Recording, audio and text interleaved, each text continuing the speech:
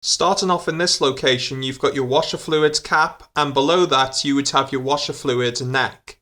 To the left of that, you've got one of your gas struts that are used to hold up the bonnet. Now this component here, if you remove this component here, it will unveil a positive jump start post and other components that are in this location as well. Near side of the box, you've got your brake fluid cap, which houses information about what brake fluid the system takes. You also have your brake fluid reservoir, and below that you would have your master cylinder. Behind the master cylinder, you've got your brake booster, which uses vacuum. Just above the brake booster, you have this component here, which is part of your scuttle panel. Just ahead of your washer fluids cap, you've got one of your load-bearing members. You've got one of your fasteners that holds the top of the strut to the member. You also have a cover that covers your top of the strut and other components. Moving more closer to the engine, you can see your electrical connector that is used to control and power the throttle body, your throttle body motor electronics, and your throttle body itself. So inside there you'd have your butterfly for the throttle body. To improve handling, chassis braces are used to stiffen up the chassis. Now, to the left of that, you've got your pressure cap for your cooling system. Now, just underneath this chassis brace, you've got one of your air filter box lids. You have 3 fasteners, one here, one up here, and another one in this location here.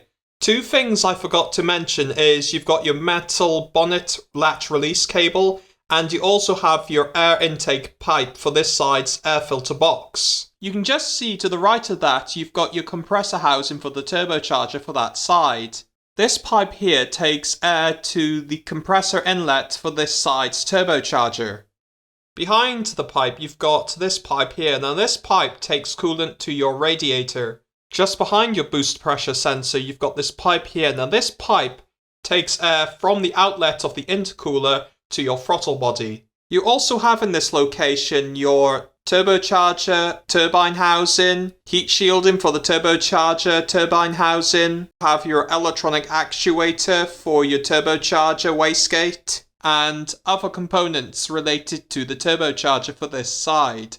You also have in this location one of your engine mounts and engine mount bracket. Towards the back of the engine compartment, you can see quite a few different components. For example, you've got heat shielding, you've got your 2 pipes that takes coolant to and from your heater matrix, you've got your intake manifold as well to the top right of the video.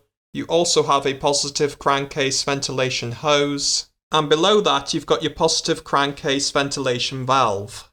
To the right of your boost pressure sensor, you've got your RCV control solenoid valve. Now this valve is part of your dump valve system. You also have an electrical connector to control the valve, and you have system piping.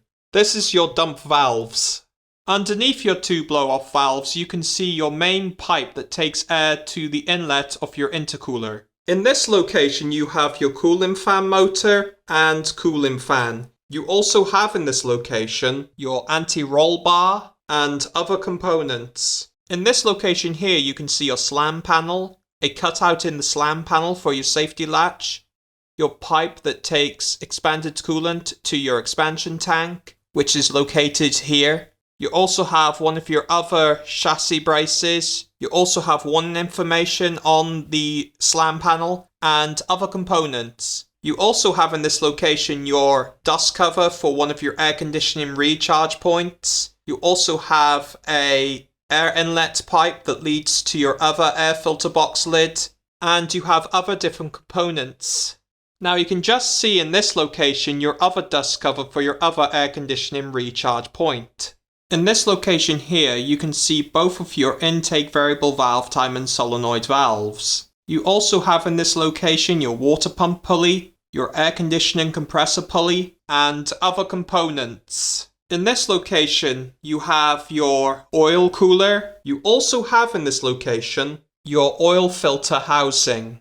In this location, you have your oil control valve for your exhaust variable valve timing system for this bank, your fuel feed line to the high pressure pump, which is under sound deadening, your fuel pressure control valve, which is on the high pressure direct injection pump, and other components. You also have on this cylinder head bank your rocker cover, one of your location dowels for your engine cover, a breather pipe, one of your engine crane hook attachment locations. You also have on this cylinder head bank 3 of your coil packs, 1, 2 and 3, and other different components. At the back of the engine compartment, out of shot, you'd have your transmission and transmission torque converter housing. This sensor here on the intake manifold is your MAP sensor. This sensor also includes your intake air temperature sensor. Underneath your intake manifold, you have both of your fuel rails. You also have in this location coolant pipes, one of your engine crane hook attachment locations, electrical connectors, wiring harnesses, your evap solenoid valve, and other different components are in this location as well, out of shot.